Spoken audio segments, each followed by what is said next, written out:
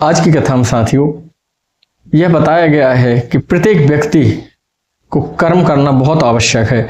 जब व्यक्ति कर्म बहुत अच्छे से करता है तो उसका फल अच्छा मिलता है और वो जगत नियंता परम प्रभु परमात्मा राम पढ़ने के लिए गए हैं और जब वो परमात्मा होकर उनको कर्म करना पड़ा है तो फिर निसंदेह व्यक्ति को कर्म करना ही पड़ता है।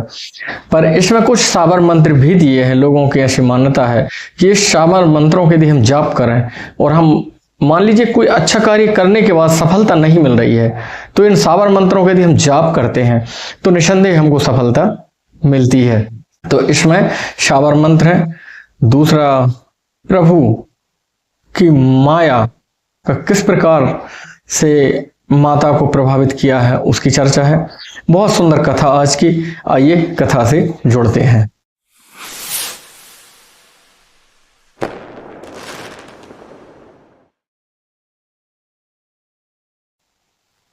प्रेम मगन कौशल्या निश दिन जाते न जान, सुत स्नेह बस माता बाल चरित कर गान। प्रेम में मग्न माता कौशल्या जी दिन कैसे बीत जाता है, रात कैसे बीत जाती है नहीं समझ पाती हैं। वह सिर्फ अपने बेटे या अपने पुत्र के गुणों का गान ही करती रहती हैं। एक बार जननी अनवाए कर श्रृंगार पल ना पौड़ाए, निज कुल इष्ट देव भगवाना पूजा हेतु कीन स्नाना। एक बार की बात है, माता कौशल्या ने भगवान को बड़ा सुंदर श्रृंगार करके बिस्तर पे लिटा दिया है और माता स्वयं अपने कुल देवता की पूजा करने के लिए स्नान करके कुल देवता की पूजा की तैयारी कर रही हैं। करी पूजा नैवेद्य चढ़ावा, आप गई जह पाक बनावा, बहुर मातु तहवा चली आई, भोजन करत देख सुत जाई। पूजा करके माता ने बड़ा सुंदर नैवेद्य चढ़ाया है। उस जहां पर भोजन बन रहा था उधर गई हैं और जहां प्रभु सो रहे थे उधर गई हैं। फिर जब आई तो उन्हें देखा जहां नैवेद्य लगाया हुआ था उधर आकर गए जननी शिशु पाए भय भीता, देखा बाल तहां पुनि सूता, बहुर आई देखा सुत सोई, हृदय कंप मन धीर न होई। माता ने देखा कि जहां प्रभु लेटे हुए हैं वो लेटे हुए हैं और जहां नैवेद्य चढ़ाया उधर भी एक बालक नैवेद्य को पा रहा है। तब फिर माता दोबारा जहां पर प्रभु लेटे हुए थे उधर आई हैं तो देखा उधर प्रभु लेटे हुए हैं। तो बार बार माता आकर देखती हैं तो उनको भ्रम होता है और थोड़ी डर भी जाती हैं, भयभीत हो जाती हैं कि ये क्या हो रहा है, मेरे मन में ये कौन सा भ्रम चल रहा है कि ये एक से दो कैसे हो गए हैं। यहाँ वहाँ दुई बालक देखा, मति भ्रम मोर की आन विशेषा, देखे राम जननी अकुलानी, प्रभु हस दीन मधुर मुस्कानी। यहाँ वहाँ दो बालक, बड़े सुंदर बालक देखे हैं माता ने और वो घबरा गई हैं। तब वो सोचती हैं कि यह मेरा भ्रम है, बुद्धि का भ्रम है या वास्तव में कुछ विशेष है।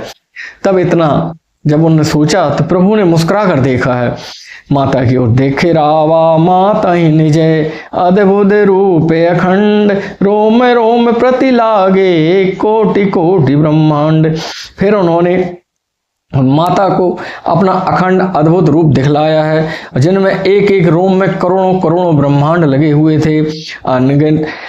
अगणित रवि शशि शिव चतुरानन, बहुगिरि सरित सिंधु मही कानन, काल कर्म गुण ज्ञान स्वभाव, सो देखा जो सुना न काहू। अगणित सूर्य हैं, चंद्रमा है, शिव ब्रह्मा, बहुत से पर्वत नदियां समुद्र पृथ्वी वन, काल कर्म गुण ज्ञान स्वभाव देखे और वे पदार्थ भी देखे जो कभी सुने भी ना थे। देखी माया सब विधि गाड़ी, अति सभी तिजोरे कर ठाणी, देखा जीव नचा बह जाई, देखी भगति जो जोरे ताही। सब प्रकार से बलवती माया को देखा। वह भगवान के सामने अत्यंत भयभीत हाथ जोड़कर खड़ी हैं। जीव को देखा जिससे वह माया नचाती है और भक्ति को देखा जो उस जीव को मुक्त कर देती है, छुड़ा देती है। तन पुलकित मुख वचन नया नावा, नयन मूंद चरणन से रुनावा। विस्मय मंत देख महतारी, भय बहुर से स्वरूप खरारी। माता का शरीर पुलकित हो गया, मुख से वचन नहीं निकलते हैं। तब आंख मूंदकर श्री रामचंद्र जी के चरणों में सिर नवाया है। माता को आश्चर्यचकित देखकर खर के शत्रु श्री राम जी फिर से बाल रूप हो गए हैं। स्तुति करि न जाय भय माना, जगत पिता मैं सुत करि जाना। हर जननी बहुविधि समुझाई, यह जनि कतहु कह से सुनु माई। स्तुति भी नहीं की जाती है, वह डर गई हैं कि मैंने जगत पिता परमात्मा को पुत्र माना है। श्री हरि ने माता को बहुत प्रकार से समझाया और कहा, हे माता सुनो, यह बात कहीं पर कहना नहीं। बार बार कौशल्या विनय करें कर जोरी, अब जनि कबहू व्यापे प्रभु मोहि माया तोरी। कौशल्या जी बार बार हाथ जोड़कर विनय करती हैं कि हे प्रभु, मुझे आपकी माया कभी न व्यापे। बाल चरित हरि बहुविधि कीना, अति आनंद दसन कह दीना। कछुक काल बीते सब भाई, बड़े भये परिजन सुखदाई। भगवान ने बहुत प्रकार से बाल लीलाएं की हैं और अपने सेवकों को अत्यंत आनंद दिया है। कुछ समय बीतने पर चारों भाई बड़े होकर कुटुंबियों सहित सुख देने वाले हुए हैं। चूड़ा करन कीन गुरु जाए, बेप्रन पुनि दक्षिणा बहु पाई। परम मनोहर चरित अपारा, करत फिरत चारों सुकुमारा। तब गुरुजी ने जाकर चूड़ा कर्म संस्कार किया है। ब्राह्मणों ने फिर बहुत सी दक्षिणा पाई है। चारों सुंदर राजकुमार बड़े ही मनोहर अपार चरित्र करते फिरते हैं। मन क्रम बचन अगोचर जोई, दशरथ अजर बिचर प्रभु सोई। भोजन करत बोल जब राजा, नहीं आवत तज बाल समाजा। जो मन वचन और कर्म से अगोचर हैं, वही प्रभु दशरथ जी की आंगन में विचर रहे हैं। भोजन करने के समय जब राजा बुलाते हैं, तब वे अपने बाल सखाओं के समाज को छोड़कर नहीं आते हैं। कौशल्या जब बोलन जाई, ठुमक ठुमक प्रभु चले पराई। निगम नीति से अंत न पावा, ताहि धरे जननी हटि धावा। कौशल्या जी जब बुलाने जाती हैं, तब प्रभु ठुमक ठुमक के भाग चलते हैं, जिनको वेद नेति नेति कहकर निरूपण करते हैं। और शिव जी जिनका अंत नहीं पाते हैं, माता उन्हें हठपूर्वक पकड़ने के लिए दौड़ती हैं। धूसर धूरी भरे तनु आए, भूपति बेहसी गोद बैठाए। वो शरीर में धूल लपेटे हुए जब आते हैं, तो राजा अपनी गोद में बैठा लेते हैं। भोजन करत चपल चिते, इते उते अवसर पाए। भाजी चले किलकत मुखे, दधियोधन लपटाए। भोजन करते हैं पर चित्त में चंचलता है। भोजन करते करते इधर उधर भागने लगते हैं। मुंह में दही लगा हुआ है और फिर भी भाग खड़े होते हैं भगवान। बाल चरित अति सरल सुहाए, शारद शेष शंभु श्रुतु गाए। जिन कर मन इंसान नहीं राता, तेजन वंचित किए विधाता। श्री रामचंद्र जी की बहुत ही सरल भोली और सुंदर मन भावनी बाल लीलाओं का सरस्वती जी, शेष जी, शिव जी और वेदों ने गान किया है। जिसका मन इन लीलाओं में अनुरक्त नहीं हुआ है, विधाता ने उन मनुष्य को वंचित कर दिया है, नितांत भाग्यहीन बनाया है, जो इन लीलाओं को नहीं समझ पाता है। भय कुमार जब सब भ्राता, दीन जनेऊ गुरु पितु माता। गुरु ग्रह गए पढ़न रघुराई, अल्पकाल विद्या सब आई। जैसे ही कुमार अवस्था में चारों युवराज पहुंचे हैं, तो राजा ने उनके बड़े सुंदर जनेऊ संस्कार कराया है। और जनेऊ संस्कार कराने के बाद वह गुरुजी के घर पढ़ने के लिए गए हैं चारों भाई, और बहुत ही कम समय में वह विद्या प्राप्त कर ली है उन्होंने। तो इस प्रकार से कहा गया है कि देखें, परमात्मा होते हुए भी वह गुरु के घर तो जाना पड़ा है पढ़ने के लिए। यानी मनुष्य को कर्म प्रधान बना रखा है परमात्मा ने। कर्म तो आपको करने होंगे, क्योंकि भगवान नर लीला कर रहे थे, यानी कि मानव देह में मानव लीला कर रहे थे, इसलिए वह गुरु के ग्रह गए हैं और विद्या पाई है। पर जिसका या जिसकी बुद्धि कम चलती हो, तो ऐसा कहा गया है, यह शावर मंत्र का काम करता है। गुरु ग्रह गए पढ़न रघुराई, अल्पकाल विद्या सवाई। इस मंत्र का यदि आप जाप करेंगे तो निस्संदेह आपको जल्दी शिक्षा प्राप्त होगी, अच्छी शिक्षा प्राप्त होगी, आप संस्कारवान आपके बालक होंगे। जाकी सहज श्वास श्रुति चारी, सो हरि पढ़ यह कौतुक भारी। विद्या विनय निपुण गुणशीला, खेल ही खेल सकल नृप लीला। चारों वेद जिनके स्वाभाविक श्वास है, वे भगवान पढ़े, यह कौतुक तो बहुत बड़ा है, पर चूंकि मनुष्य लीला कर रहे हैं भगवान, तो यह लीला भी उनको करके दिखानी पड़ी है।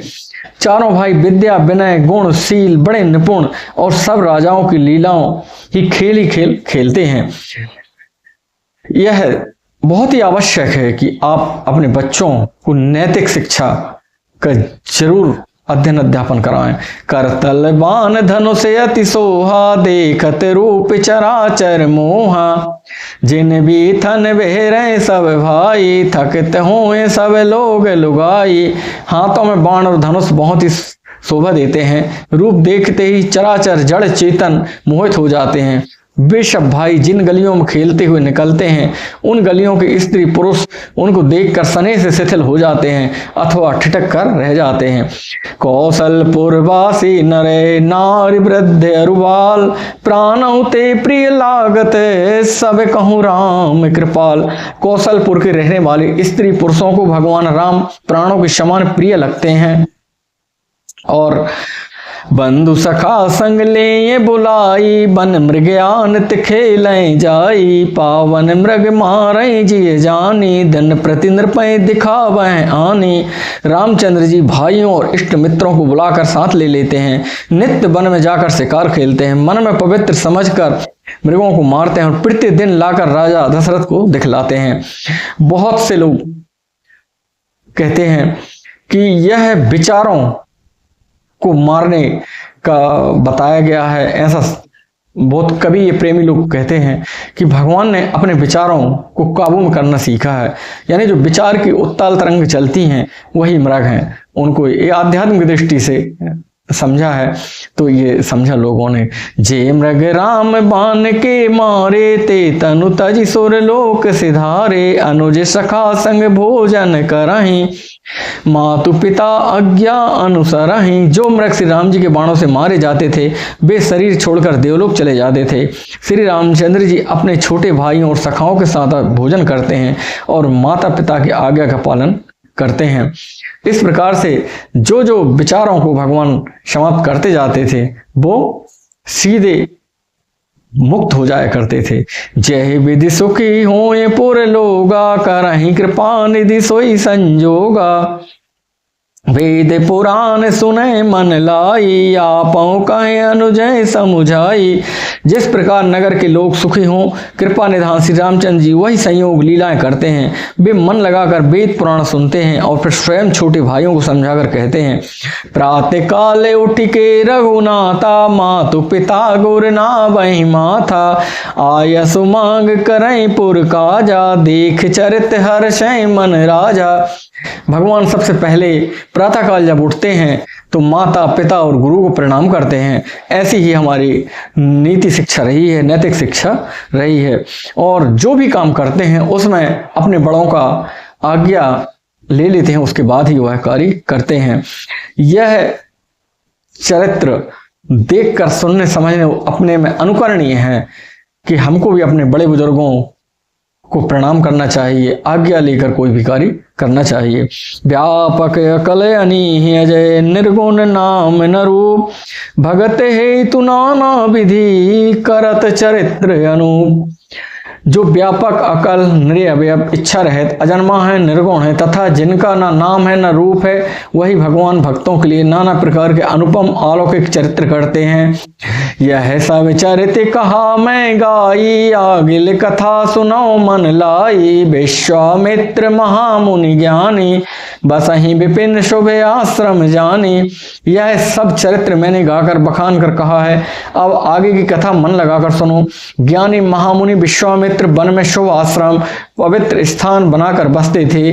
जह जप यज्ञ जोग मुनि करहीं, अति मारीच सुबाहो डरहीं। देखत यज्ञ निशाचर धावहीं, करहीं उपद्रव मुनि दुख पावहीं। जहां वे मुनि जप यज्ञ और योग करते थे, परंतु मारीच और सुबाहु नामक राक्षसों से बहुत डरते थे। यज्ञ देखते ही राक्षस दौड़ पड़ते थे और उन यज्ञों को विध्वंस कर देते थे। गाधि तनय मन चिंता व्यापी, हरि बिनु मरहि न निश्चर पापी। तब मुनिवर मन कीन विचारा, प्रभु अवतरऊं हरन माही भारा। गाधी के पुत्र विश्वामित्र जी के मन में तब चिंता हुई कि ये निश्चर हैं जो बगैर भगवान के मारे नहीं मरेंगे। तब उन्होंने विचार किया कि भगवान परमात्मा ने जन्म ले लिया है। यह में से देखो पद जाई, कर विनती आनो दो भाई। ज्ञान विराग सकल गुण आईना, सो प्रभु मैं देखो भरि नैना। इसी बहाने से मैं जाकर प्रभु परमात्मा के दर्शन कर लूंगा और विनती करके दोनों भाइयों को लेके आऊंगा और इन राक्षसों को समाप्त करवा दूंगा। जो ज्ञान वैराग और सब गुणों के धाम हैं, उन प्रभु को मैं नेत्र भरकर देखूंगा। बहुविधि करत मनोरथ, जात लाग नहीं बार। करिमज्जन सरयू जले, गए भूप दरबार। बहुत प्रकार से मनोरथ करते हुए वह सरयू नदियों में जल स्नान करके वे राजा दशरथ के महल में पहुंच गए। मुनि आगवन सुना जब राजा, मिलन गयो लय विप्र समाजा। करी दंडवत मुनय सन्मानी, निज आसन बैठार न्यानी। राजा ने जब मुनि को आना सुना, तब वे ब्राह्मणों के समाज को साथ लेकर मिलने गए हैं और दंडवत करके मुनि को सम्मान करते हुए उन्हें लाकर अपने आसन पर बैठाया है। चरण पखार कीने अति पूजा, मोश में आज धन्य नहीं दूजा। विविध भांति भोजन करवाया, मुनिवर हृदय हर्ष अति पावा। राजा दशरथ ने मुनि के पैर धुलाए हैं और अपने आसन पर जाके बिठाया है और बड़े सुंदर तरीके से कहा है कि हे नाथ, आज मैं धन्य हो गया जो आप मेरे घर पधारे हैं। बड़े सुंदर तरीके से भोजन करवाया है और मुनि ने भी बहुत ही सुंदर हर्ष पाया है। पुनि चरणन मेले सुतचारी, राम देख मुनि देह विसारी। भय मगन देखत मुख शोभा, जनु चकोर पूरन शशि लोभा।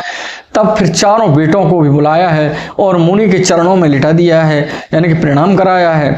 भगवान राम को देखते ही विश्वामित्र महामुनि देखते ही रह गए हैं। तब मन हरसि बचन कह राओ, मुनि अस कृपा न कीन्यौ काओ। के ही कारण आगवन तुम्हारा, कहाऊं शुकरत न लाओ बारा। तब राजा ने मन में हर्षित होकर ये वचन कहे, हे मुनि, इस प्रकार कृपा तो आपने कभी नहीं की। आज किस कारण से आपका सौभाग्यवन हुआ है, कहिए, मैं उसे पूरा करने में देर न लगाऊंगा।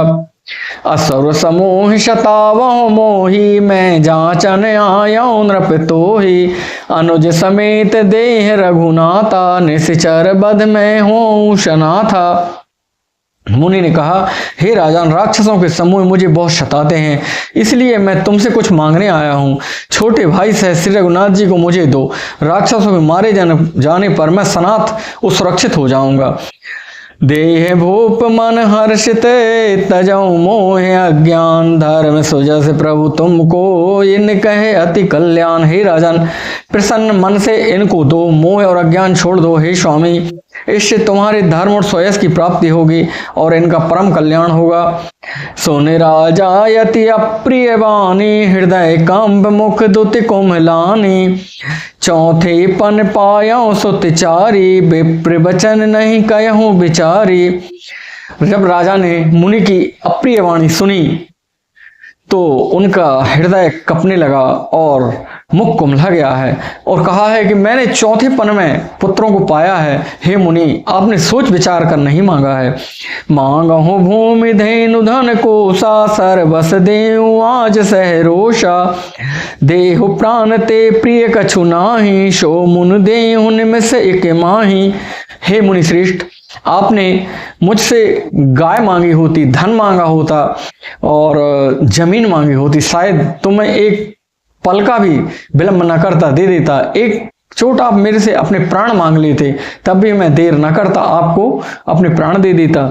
लेकिन आपने तो जो राम मुझको प्राणों से प्रिय हैं वह मांग लिए हैं। सब सुत प्रिय मोहे प्राण की नाई, राम देत नहीं बने गुसाई। कह निश्चर अति घोर कठोरा, कह सुंदर सुत परम किशोरा। सभी पुत्र मुझे प्राणों के समान प्यारे हैं, उनमें भी प्रभु राम तो किसी प्रकार से भी देते नहीं बनते हैं। कहा अत्यंत डरावने क्रूर राक्षस, और कहा परम किशोर कोमल मेरे बेटे। सुनिंद्र पे गिरा प्रेम रस सानी, हृदय हरस माना मुनि ज्ञानी। तब वशिष्ठ बहुविधि समझावा, नृप संदेह नाश कह पावा। प्रेम रस में सनी हुई राजा की वाणी सुनकर ज्ञानी मुनि विश्वामित्र जी हृदय में बड़ा हर्ष माना। तब वशिष्ठ जी ने राजा को बहुत प्रकार से समझाया, जिससे राजा का संदेह नाश हो। और राजा दशरथ ने यह भी कहा कि हे नाथ, आप तो एक अंजलि जल भर के निश्चरों को मार देंगे। तब विश्वामित्र महा मुनि बोले, मुनि के रूप में हूं और मेरा क्रोध करना उचित नहीं है, इसलिए मैंने नहीं मारा उनको। और आप या आपके पुत्र राजपुरुष हैं और उनको ये शोभा देता है, इसलिए इनको भेजें, जिससे इनकी कीर्ति भी फैलेगी। तब वशिष्ठ जी ने बहुविधि यानी बहुत प्रकार से समझाया है। अति आदर दो तनय बुलाए, हृदय लाए बहुभांति सिखाए। मेरे प्राणनाथ सुत तो, तुम मुनि पिता आन नहीं को। राजा ने बड़े ही आदर से दोनों बेटों को बुलाया है और हृदय से लगाकर बहुत प्रकार से उनको बहुत बातें समझाई हैं, शिक्षा दी है। फिर कहा, हे नाथ, ये दोनों मेरे प्राण हैं, हे मुनि आप ही इनके पिता हैं और दूसरा कोई नहीं है। सौंप भूम ऋषय सुते, बहुविधि दे हैं आशीष। जननी भवन गए प्रभु, चले नाय पद शीस। जब राजा ने दोनों पुत्रों को ऋषि को सौंप दिया तो बहुत प्रकार से ऋषि ने आशीष दिया है और दोनों अपनी माँ के भवन की ओर चले हैं। पुरुष सिंह दो वीर, हरसि चले मुनि भय हरण। कृपा सिंधु मति धीर, अखिल विश्व कारण करण। पुरुषों में सिंह के रूप दोनों भाई राम लक्ष्मण मुनि का भय हरने वाले प्रसन्न होकर चले हैं। वे कृपा के समुद्र, धीर बुद्धि और संपूर्ण विश्व के कारण के भी कारण हैं। अरुण नयन और बाहु विशाला, नील जलज तनु श्याम तमाला। कट कट पीत कसे बर भाथा, रुचिर चाप सायक दोई हाथा। भगवान ने लाल नेत्र हैं, चौड़ी छाती है, विशाल भुजाएं हैं, नील कमल और तमाल के वृक्ष की तरह श्याम शरीर है। कमर में पीतांबर पहने हुए हैं और सुंदर तरकस कसे हुए हैं। दोनों हाथों में क्रमशः सुंदर धनुष और बाण है। श्याम गौर सुंदर दो भाई, विश्वामित्र महानिधि पाई। प्रभु ब्राह्मण्य देव मैं जाना, मोहिनीति पिता तजौ भगवाना। श्याम और गौर वर्ण के दोनों भाई परम सुंदर हैं। विश्वामित्र जी की महान निधि प्राप्त हो गई है। वे सोचने लगे, मैं जान गया कि प्रभु ब्राह्मण देव ब्राह्मणों के भक्त हैं, मेरे लिए भगवान ने अपने पिता को भी छोड़ दिया है। चले जात मुनि दीन दिखाई, सुन ताड़ का क्रोध करि धाई। एक ही बान प्राण हरि लीना, दीन जानते ही निज पद दीना। मार्ग पर चले जाते हुए मुनि ने ताड़का को दिखलाया है। शब्द सुनते ही वह क्रोध करके दौड़ी है। श्री राम जी ने एक ही बाण में उसके प्राण हर लिए हैं। तब ऋषि निज नाथ जी चीनी, विद्या निधि कहु विद्या दीनी। जाते लाग न क्षुधा पिपासा, अतुलित बल तनु तेज प्रकाशा। तब ऋषि विश्वामित्र ने प्रभु के मन की विद्या का भंडार समझते हुए भी लीला पूर्ण करने के लिए ऐसी विद्या ही दी जिनसे भूख प्यास न लगे और शरीर में अतुलित बल और प्रकाश बना रहे। आयुध सर्व समर्पिके प्रभु निज आश्रम आनि, कंद मूल फल भोजन दीन भगति हित जानि। सब अस्त्र शस्त्र समर्पण करके मुनि प्रभु श्री राम जी के अपने आश्रम में ले आए हैं। उन्हें परम हेतु जानकर भक्ति पूर्वक कंद मूल फल का भोजन कराया है। प्रातः कहा मुनि शन रघुराई, निर्भय यज्ञ करो तुम जाई, होम करन लागे मुनि झारी, आपु रहे मख की रखवारी। सवेरे श्री रघुनाथ जी ने मुनि से कहा कि आप निर्भय होकर अब यज्ञ करें। और जब मुनि यज्ञ करने लगे तो प्रभु स्वयं यज्ञ की रक्षा के लिए तत्पर हुए हैं। शून्य मारीच निशाचर क्रोही, लय सहाय धावा मुनि द्रोही, बिनु फरमान राम ते ही मारा, सत जो जन गा सागर पारा। यह समाचार सुनकर मुनियों का शत्रु क्रोधी राक्षस मारीच अपने सहयोगियों को लेकर दौड़ा।